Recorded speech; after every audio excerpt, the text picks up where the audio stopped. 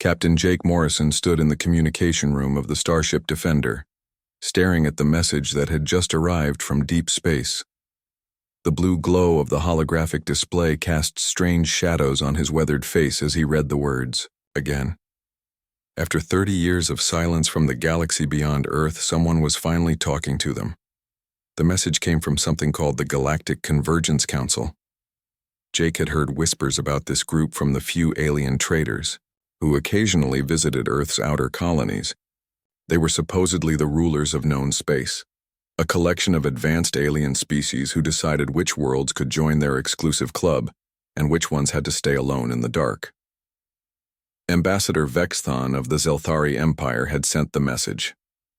His crystalline face appeared in the recording, looking down at the camera with the kind of expression a parent might give to a small child who had just asked a particularly stupid question. His voice carried the tone of someone doing a great favor for someone far beneath them. "People of Earth," the alien had said, each word carefully chosen to sound generous while feeling like an insult. "After much consideration and debate, the Galactic Convergence Council has decided to grant your species the honor of presenting your case for membership. You will travel to Nexus Prime, our capital world, where you may attempt to convince us that your primitive species deserves a place among the civilized races of the galaxy."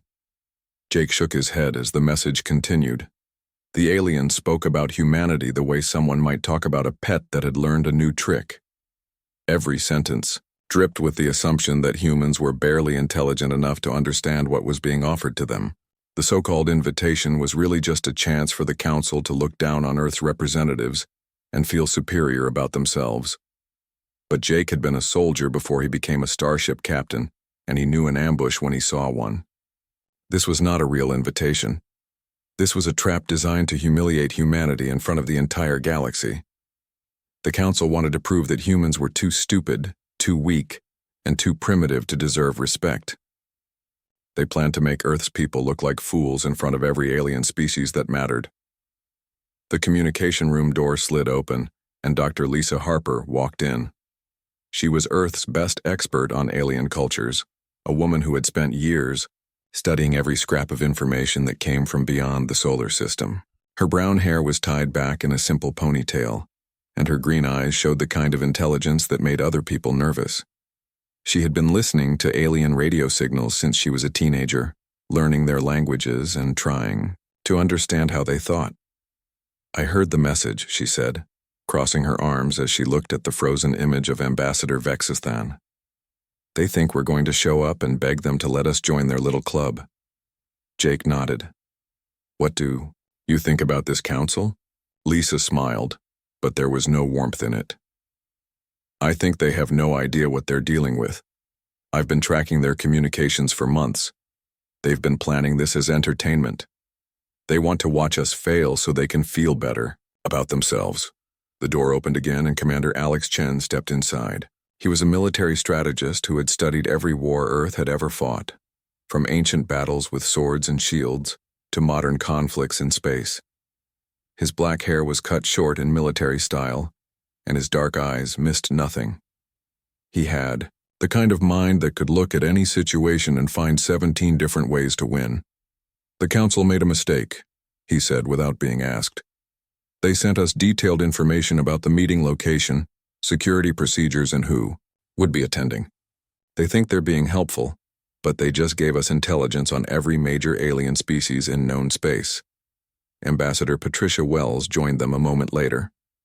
She was an older woman with silver hair and the kind of calm confidence that came from years of dealing with difficult people.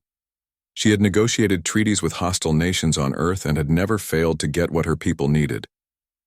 Her blue eyes showed the patience of someone who understood that the best victories often came to those who waited for the right moment.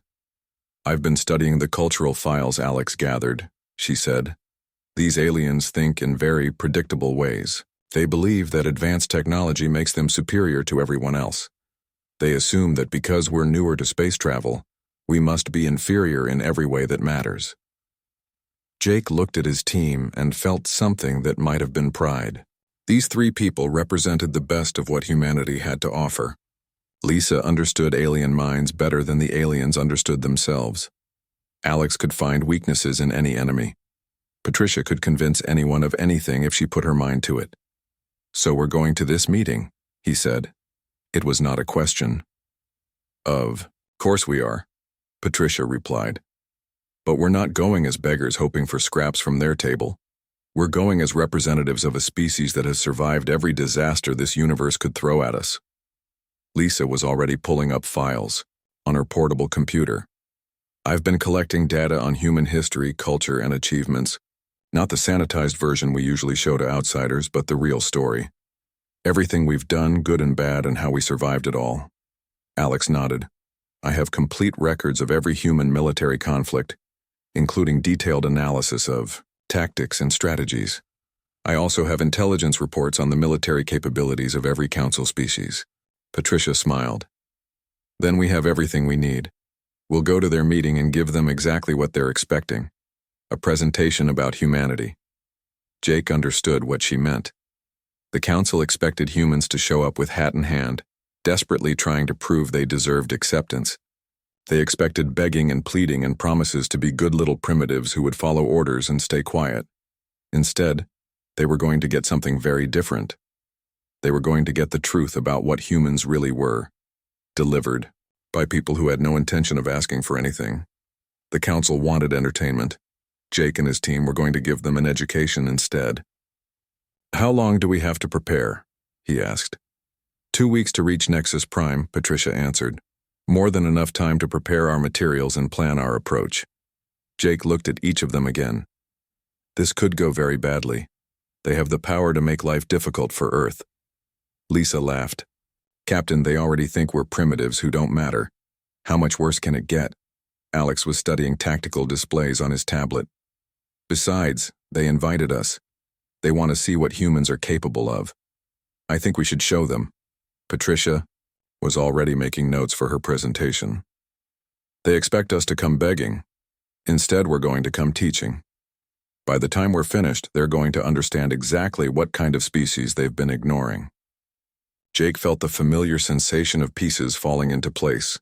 The moment when a plan begins to form and everyone involved knows they're about to do something significant. The council thought they were setting up a comedy show with humans as the entertainment. They had no idea they were about to discover that the most dangerous species in the galaxy had been sitting quietly in the corner, watching and learning, and waiting for someone to finally pay attention. The journey to Nexus Prime would take 2 weeks. Jake suspected that by the time those 2 weeks were over, the galaxy would be a very different place. The convergence chamber on Nexus Prime was the largest room Ambassador Patricia Wells had ever seen. The circular space stretched so far across that she could barely make out the aliens sitting on the opposite side. Tiers of seats rose up like a massive stadium, each level filled with representatives from different species across the galaxy. The ceiling disappeared into darkness above them, and the walls were covered with screens showing the faces of alien leaders who could not attend in person. Patricia walked across the polished floor toward the center of the chamber, her footsteps echoing in the vast space. Behind her, Dr. Lisa Harper and Commander Alex Chen followed at a respectful distance. Captain Jake Morrison had remained on the Defender, but his voice came through their hidden communication devices, letting them know he was watching everything, through the ship's sensors. The aliens in the seats were not trying to hide their amusement. Patricia could hear sounds that might have been laughter from dozens of different species.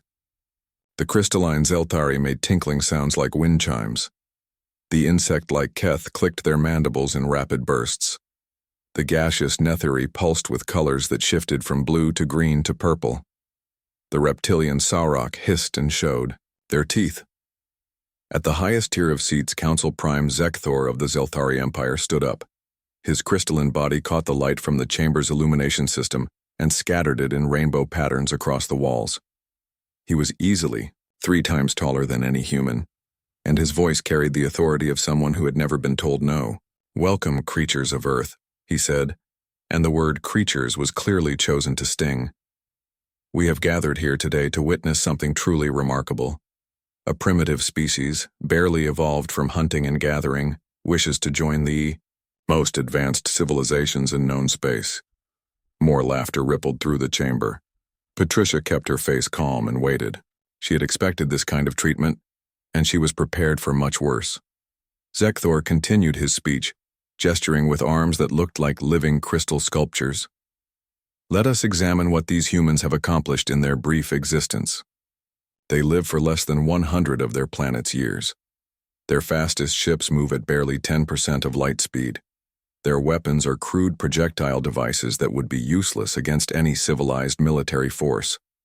A new round of laughter filled the air. The Viren, known for their advanced technology, made sounds like electronic music. The aquatic Delphi created bubbling noises that their translation devices turned into giggles. Even the normally serious Corvin were making low rumbling sounds that indicated amusement. But perhaps, Zekthor said, raising his voice above the noise, we are being too harsh. After all, these humans have managed to achieve basic spaceflight. They have built crude colonies on a few nearby worlds. They have even learned to communicate with other species, though they clearly lack the sophistication to understand the complexities of galactic politics. Patricia noticed that Lisa was gripping her datapad so tightly, her knuckles had turned white. Alex stood perfectly still, but she could see the tension in his shoulders. Both of them were professional enough to control themselves, but she knew they were angry. Good. Anger could be useful if it was channeled correctly. Zekthor was warming to his subject now, playing to his audience like a performer who knew exactly what they wanted to hear. These humans claim to have survived numerous disasters on their homeworld. They speak of wars and diseases and natural catastrophes as if these were great achievements. But any civilized species learns to avoid such primitive problems through proper planning and advanced technology. The Zelthari leader gestured toward a massive screen that showed images of Earth. Cities, farmland, oceans, and forests appeared in sequence. To Patricia, they looked beautiful and vibrant. To the aliens in the chamber, they apparently looked like evidence of humanity's failure to properly manage their world. Look at their planet, Zekthor continued. Instead of one unified government, they maintain hundreds of separate nations, each with different laws and customs. Instead of organizing their population efficiently, they allow random distribution across multiple continents. Instead of controlling their weather and environment, they permit natural disasters to destroy their infrastructure on a regular basis. More laughter, this time with an edge of contempt. The Keth were making rapid clicking sounds that their translators rendered as dismissive buzzing. The Saurok were hissing in harmony, creating a sound like steam escaping from a broken pipe. Zekthor raised his arms for silence, and the chamber gradually quieted. But we are not here merely to observe the obvious shortcomings of this primitive species. We are here to give them an opportunity to present their case for membership in our council. Perhaps they can surprise us with evidence that they possess some quality we have overlooked. He turned his attention to Patricia, and she felt the weight of thousands of alien eyes focusing on her. The moment stretched out as the chamber waited to see how the human representative would respond to being publicly humiliated in front of the galaxy's most powerful leaders. Patricia had spent her entire career learning how to read people, how to understand what they really wanted and what they feared. She had negotiated with dictators and terrorists, with corporate executives and religious fanatics. She had learned that the most dangerous opponents were often the ones who underestimated her because she was human, female, or simply different from them. Looking up at Zekthor, she recognized something familiar in his crystalline features. This was not just arrogance or simple prejudice. This was fear disguised as superiority. The council was not mocking humans because they thought humanity was harmless. They were mocking humans because they suspected humanity might not be harmless at all, and they wanted to establish dominance before that became a problem. The silence in the chamber stretched longer. Patricia could feel the anticipation building as thousands of aliens waited to see her reaction. They expected anger, defensiveness, or desperate pleading. They expected her to try to justify humanity's existence or to promise that humans would be obedient members of their galactic community. Instead, she smiled. It was a small, calm smile that somehow managed to be both friendly and terrifying at the same time. She had practiced that smile in mirrors until she could produce it at will, and she had used it to unnerve opponents in negotiations across 3 continents. "Thank you for that introduction, Council Prime," she said. her voice carrying clearly across the vast space. The chamber's acoustic design meant that even a whisper from the center could be heard perfectly in the highest seats. I appreciate you taking the time to share your observations about my species. She paused, letting her words sink in. The aliens in the seats shifted uncomfortably. They had expected defensiveness or anger, not polite gratitude. I have to admit, Patricia continued, your research on humanity is quite impressive. You've clearly spent considerable effort studying our world, our history, and our capabilities. That level of attention is flattering, especially from such advanced civilizations. More uncomfortable shifting. The laughter had died away completely, replaced by a tense silence. However, Patricia said, and her voice took on a different quality. Still polite, still calm, but with an undertone that made the temperature in the chamber seem to drop several degrees. I noticed that your presentation focused primarily on what you see as our weaknesses and failures. That's understandable, of course. When evaluating a potential threat, it's natural to look for ways to dismiss or minimize that threat. The word threat hung in the air like a physical presence. Patricia had not raised her voice or changed her expression, but every alien in the chamber suddenly understood that something fundamental had shifted in the conversation. Zekthor's crystalline form flickered slightly, a sign of surprise or confusion. I beg your pardon? Patricia's smile widened slightly. Oh, I'm sorry, did I say threat? I meant potential member, of course. Though I suppose the two concepts might seem similar from your perspective. She turned slowly, making eye contact with aliens throughout the chamber. Her movements were deliberate and controlled, like a predator assessing potential prey. Have you finished your presentation, Council Prime? She asked, looking back at Zekthor. Because if you have, I'd like to begin mine. I have some information about humanity that I think you'll find quite educational. The silence that followed was complete and absolute. 47 alien species representing the most advanced civilizations in known space sat frozen as they tried to understand what had just happened. The primitive human they had come to mock had somehow managed to turn their mockery back on, them without raising her voice or making a single threat. Patricia Wells stood in the center of the chamber, surrounded by thousands of hostile aliens, and waited for permission to teach them exactly what kind of species they had chosen to underestimate. Ambassador Patricia Wells stood in the center of the convergence chamber and waited as the silence stretched around her. The thousands of alien representatives in their tiered seats seemed frozen, uncertain how to respond to her calm transformation of their mockery into something that felt almost like a threat.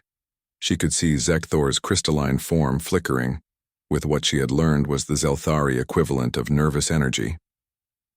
Finally, the Council Prime gestured with one crystal arm. Very well, human representative, present your case. We are curious to see what you believe will impress us. Patricia nodded politely and touched a control on her datapad. The chamber's massive displays activated, showing a simple question in text large enough for every alien present to read. How many of your species have faced extinction and survived?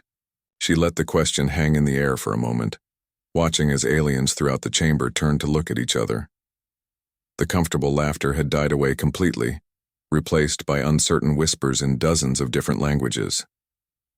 I ask this question, Patricia continued, because survival is something humans know quite well. Dr. Harper, would you please share some examples? Lisa Harper stepped forward, her datapad connecting wirelessly to the chamber's display system. Images began to appear on the screens, showing Earth's history in vivid detail. But these were not the sanitized educational materials that most species shared with outsiders. These were raw, unfiltered records of humanity's darkest moments. The Black Death, Lisa said, her voice carrying clearly across the vast space. A pandemic that killed 1/3 of Europe's population in 4 years. Entire cities became graveyards. Families died in their homes with no one left to bury them. Trade collapsed, governments fell, and civilization itself seemed ready to end. The idea displays showed medieval paintings of death and disease, historical maps marking the spread of plague across continents, and population charts that looked like falling cliffs. But humans survived, Lisa continued. They adapted. They developed new medical practices, new social structures, new ways of organizing their societies. Within a century, they had not only recovered but had begun the Renaissance, one of the greatest periods of cultural and scientific advancement in their history. She touched her pad again and new images appeared. Volcanic eruptions, asteroid impacts, ice ages, and solar storms filled the screens. Each disaster was more terrifying than the last, showing a planet that seemed determined to kill everything living on its surface. The Toba supervolcano eruption 74,000 years ago reduced the human population to fewer than 10,000 individuals. Most species would have gone extinct. Humans survived and spread across the entire planet. The Younger Dryas period brought sudden climate change that destroyed most agricultural civilizations. Humans adapted and invented new technologies. The Carrington Event solar storm in 1859 could have ended their industrial revolution before it began. Instead, they learned to work with electromagnetic radiation and eventually used it to reach for the stars. Patricia watched the faces in the audience as Lisa continued her presentation. The comfortable superiority was fading from alien expressions, replaced by something that might have been concern. These advanced civilizations had never faced the kind of repeated near-extinction events that humans considered normal parts of their history. "Commander Chen," Patricia said, "perhaps you could share some examples of human military adaptation." Alex Chen stepped forward and the displays changed again. This time they showed battles, but not the glorious victories that most species like to celebrate. These were desperate last stands, tactical retreats, and strategic defeats that somehow became foundations for future success. "The Battle of Thermopylae," Alex said. 300 Spartan warriors held off an army of hundreds of thousands. They knew they would die, but their sacrifice inspired Greece to unite against a superior enemy. The siege of Stalingrad in World War II lasted 872 days. Both sides lost more soldiers than most species have in their entire armies, but the defenders refused to surrender even when their city was reduced to rubble. He touched his control pad, and tactical diagrams appeared on the screens. Supply lines, troop movements, casualty reports, and strategic analyses filled the displays with information that made several alien species shift uncomfortably in their seats. "What you call primitive weapons have ended empires," Alex continued. "Human archers with wooden bows defeated armored knights. Human infantry with simple rifles stopped cavalry charges that had dominated battlefields for centuries. Human pilots in cloth and wood aircraft shot down advanced metal fighters through superior tactics and determination." The displays showed more recent conflicts, including detailed analyses of space battles that had occurred during humanity's expansion to nearby star systems. Alien observers began to notice patterns in human military thinking that they had not expected from a supposedly primitive species. "Humans do not fight like other species," Alex explained. "They do not retreat when outnumbered. They do not surrender when outgunned. They adapt their tactics to turn disadvantages into strengths. They use their enemies' assumptions against them. They fight harder for their comrades than most species fight for their own survival." Patricia noticed that the chamber had grown very quiet. The mocking laughter and contemptuous comments had stopped entirely. Thousands of aliens sat in silence, absorbing information about human capabilities that none of them had expected. "Dr. Harper," Patricia said, "I believe you have some biological information that might interest our hosts." Lisa activated another set of displays, this time showing comparative biological data between humans and other known species. The information was presented in clinical scientific terms, but its implications were unmistakable. Humans are one of only 3 known species capable of surviving in multiple planetary environments without technological assistance, she said. They can live in deserts, forests, mountains, islands, frozen tundra, and tropical jungles. Their bodies can adapt to altitude changes that would kill most aliens. They can survive temperature variations that exceed the tolerance ranges of 42 of the 47 species represented in this chamber. The displays showed humans working in environments that looked lethal to most alien observers. Deep ocean exploration, Arctic research stations, high-altitude mountain climbing, and desert survival exercises demonstrated capabilities that advanced technological species had never needed to develop. More significantly, Lisa continued, humans are the only known species that actively seeks out and protects other sentient life forms.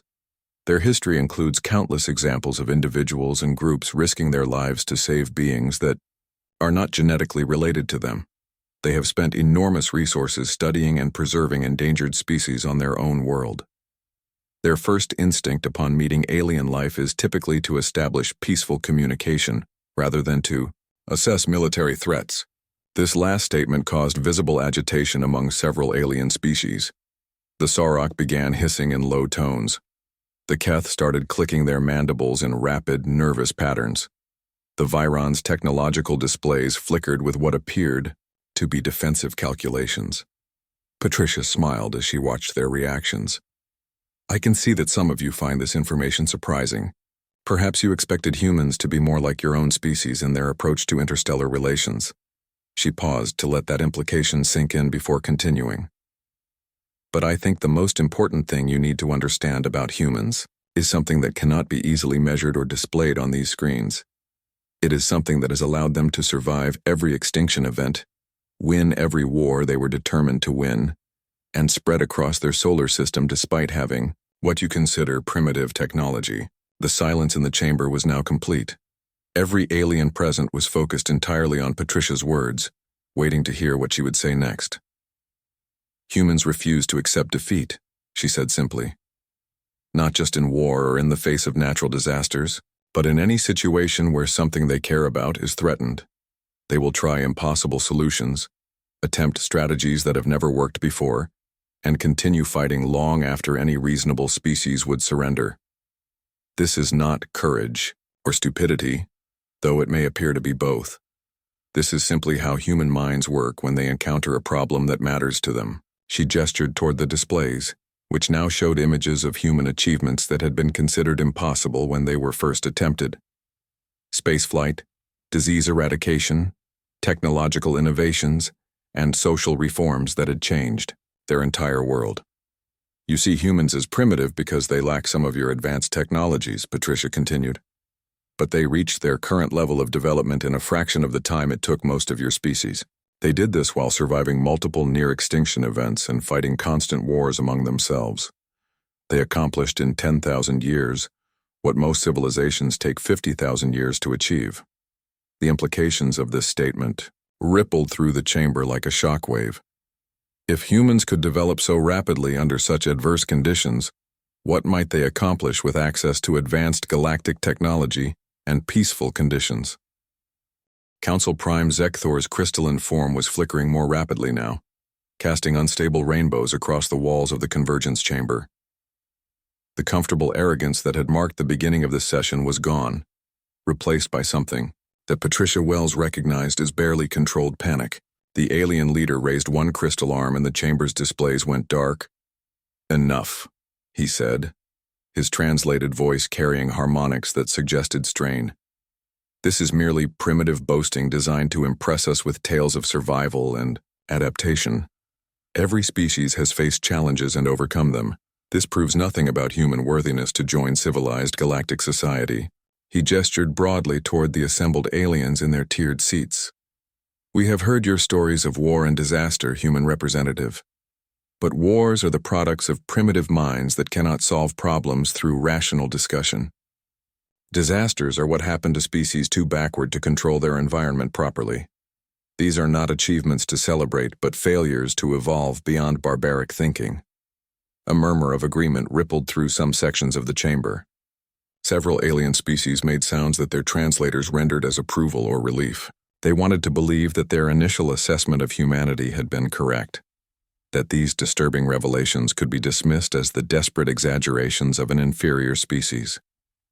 But Patricia had been watching the audience carefully during her team's presentation, and she could see that not all of them were convinced by Zekthor's words. The Viren were still running calculations on their personal displays.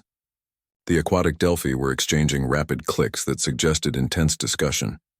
Even some of the Zelthari in the lower tiers seemed less certain than their leader. You make an interesting point, Council Prime, Patricia said, her voice carrying the same calm politeness that had marked her entire presentation.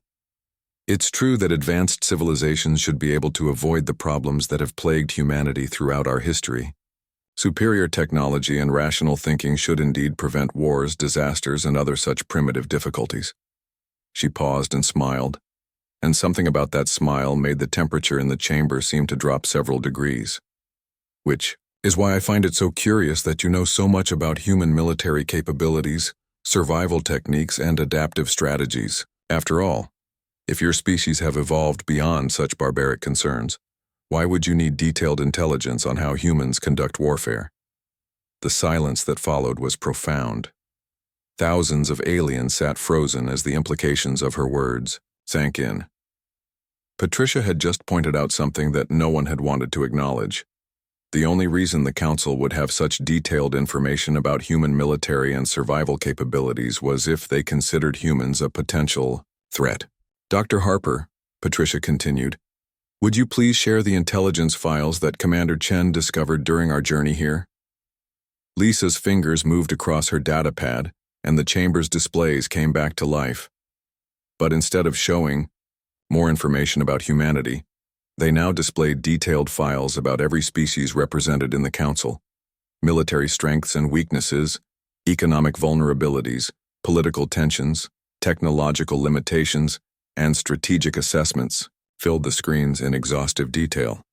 The effect was immediate and dramatic. Aliens throughout the chamber began making sounds of shock, anger, and fear as they saw their deepest secrets displayed for everyone to see. The Keth started clicking frantically. The Sarok began hissing in alarm. The gaseous Netheri pulsed, with colors that their translation systems identified as panic. How did you obtain classified information about Council member species? Zekthor demanded, his crystal form now flickering so rapidly that it was difficult to look at directly. The same way you obtained your information about human capabilities, Alex Chen said, stepping forward. Through observation, analysis, and intelligence gathering. The difference is that you've been studying us for decades, while we accomplished this in 2 weeks of careful attention during our journey to this meeting. He gestured toward the displays, which now showed tactical analyses of alien military forces, economic projections for various species, and strategic assessments that revealed weaknesses in Council defenses that most aliens had never realized existed. The Zelthari Empire maintains 17 border conflicts that drain 23% of your military resources, Alex continued. The Viron Collective has experienced 6 major technological failures in the past decade that have cost billions of credits and thousands of lives. The Keth hive mind has been infiltrated by at least 4 different intelligence services, though your leaders apparently don't know which ones. More information flowed across the screens. Trade route vulnerabilities, resource shortages, political instabilities, and military weaknesses were laid bare for every species to see. The comfortable assumption that humans were too primitive to understand galactic politics was crumbling, as the aliens realized that these supposedly backward creatures had analyzed their entire civilization in the time it took to travel between star systems. This information was gathered not through espionage or conquest, Patricia said, but through simple observation and analysis.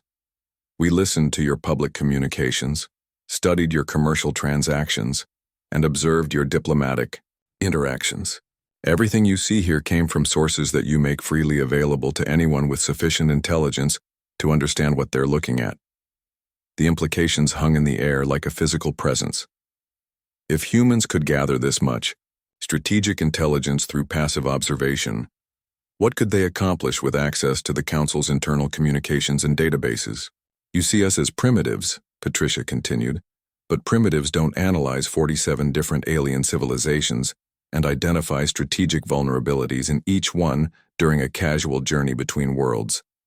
Primitives don't survive repeated extinction events and emerge stronger than before. Primitives don't develop from stone tools to interstellar travel in 10,000 years. She began walking slowly around the center of the chamber, making eye contact with aliens in every section of the tiered seating. Her movements were casual and unthreatening, but there was something about them that reminded observers of a predator circling potential prey. You mock our emotions, our individuality, our apparent chaos, she said. But that chaos is what makes us unpredictable. Our individuality is what makes us innovative. Our emotions are what make us fight harder for our allies than you would. Fight for your own survival. The displays changed again, showing comparative analyses of human and alien military thinking. The differences were stark and troubling. Where alien species relied on superior technology and overwhelming force, humans used deception, adaptation, and the willingness to accept heavy casualties to achieve victory. Your military strategies are logical and efficient, Alex added. They work well against opponents who think the same way you do, but they fail catastrophically against enemies who refuse to follow your assumptions about rational behavior. More tactical analyses appeared on the screens, showing historical human victories against technologically superior opponents. The patterns were consistent and deeply unsettling to alien observers who had based their own military planning on assumptions of technological superiority. The Zelthari fought one war in the past 1,000 years and needed superior numbers and technology to win, Alex continued. Humans fought 17 major wars in the 20th century alone, often winning through tactics that your military theorists would consider impossible or insane. Patricia stopped walking and faced directly toward Zekthor's position at the highest tier of seats. When she spoke, her voice carried clearly across the vast chamber. But it had taken on a quality that made every alien present understand that something fundamental had changed. You invited us here to demonstrate our inferiority and justify your decision to keep us isolated from galactic civilization, she said. But that was never really your goal, was it? Your goal was to assess the threat we represent and decide what to do about it. The silence that followed was absolute. 47 alien species representing trillions of sentient beings sat motionless as they confronted the terrifying possibility that their careful plans had been understood and countered by the primitive species they had come to mock. So let me save you the trouble of a long debate, Patricia continued. You have two choices. Accept humanity as an equal member of this council, with all the rights and privileges that membership entails, or prepare your populations for the consequences of making enemies of the species that has never lost a war it was determined to win. The words hung in the air like a physical presence, made more terrifying by their calm delivery. This was not bluster or desperation. This was a simple statement of fact delivered by representatives of a species that had just demonstrated they understood every weakness of every alien present in the chamber. The age of human isolation was ending. The only question now was whether it would end with partnership or with something far more dangerous for everyone involved. The convergence chamber fell into absolute silence. Ambassador Patricia Wells stood in the center of the vast space, surrounded by thousands of alien beings who had come expecting entertainment and found themselves confronting the possibility that they had gravely miscalculated. The comfortable arrogance that had filled the chamber at the beginning of this session was gone, replaced by a tension so thick it seemed to press down on every being present. Council Prime Zekthor's crystalline form had stopped flickering and now stood perfectly still at the highest tier of seats. The absence of movement made him look more like a statue than a living being, as if the shock of Patricia's ultimatum had frozen him in place. Around the chamber, representatives from 47 different species sat motionless, each one processing the implications of what they had just heard. Patricia could see the exact moment when understanding began to dawn on alien faces throughout the chamber. The Viron's technological displays went dark as they realized their advanced computers had been analyzed and found wanting. The Keth stopped their nervous clicking as they understood that their hive mind communications had been monitored and decoded. The Sorok's hissing died away as they grasped that their military secrets were no longer secret. But it was not fear alone that held the chamber in silence. It was the growing realization that every assumption they had made about humanity had been not just wrong but catastrophically wrong. They had invited Earth's representatives here to demonstrate human inferiority, and instead they had discovered that the primitive species they planned to mock possessed capabilities that none of them had imagined. Dr. Lisa Harper stood quietly beside Patricia, her datapad still connected to the chamber's display system. The screens around the room continued to show detailed analyses of alien civilizations, each one revealing vulnerabilities and weaknesses that the species themselves had never acknowledged. The information was presented in the calm, clinical style of academic research, but its implications were unmistakably military. Commander Alex Chen remained at attention near the chamber's edge, his hands clasped behind his back in a posture that looked relaxed but was actually a combat stance that would allow him to react instantly to any threat. His eyes moved constantly across the alien representatives, cataloging potential dangers and planning responses to dozens of different scenarios. The silence stretched longer, becoming painful in its intensity. Patricia had delivered her ultimatum and now waited for the Council's response. She knew that the next few moments would determine whether humanity joined galactic civilization as partners, or whether the galaxy would soon learn what happened when humans were forced to fight for their survival against impossible odds. Finally, a voice broke the silence. It came from the Delphi section, where the aquatic aliens had been conducting rapid discussions through clicking sounds that most species could not understand. Ambassador Reef Singer, the Delphi representative, rose from her specialized water-filled chair and activated her translation system. "The human representative speaks of partnership," she said, her translated voice carrying musical undertones that indicated deep thought. "But partnership implies mutual benefit and shared goals. What does humanity offer to the Council beyond the threat of conflict if we refuse their membership?" Patricia smiled, and for the first time since entering the chamber it was a genuinely warm expression, rather than the controlled diplomatic mask she had worn throughout the confrontation. "An excellent question, Ambassador Reef Singer," she said. "Dr. Harper, perhaps you could share our analysis of the spiral arm crisis." Lisa touched her data pad, and the displays changed to show star charts of the local galactic region. Red warning symbols marked dozens of star systems where various problems threatened the stability of interstellar civilization. Resource shortages, territorial disputes, technological failures, and environmental disasters created a web of interconnected crises that the Council had been struggling to address for decades. "Humans excel at solving problems that other species consider impossible," Lisa said. "We have extensive experience with resource management during scarcity, conflict resolution between hostile populations, and technological innovation under extreme pressure. More importantly, we specialize in finding solutions that work for everyone involved rather than just the most powerful group." The displays showed detailed proposals for addressing each of the marked crisis points.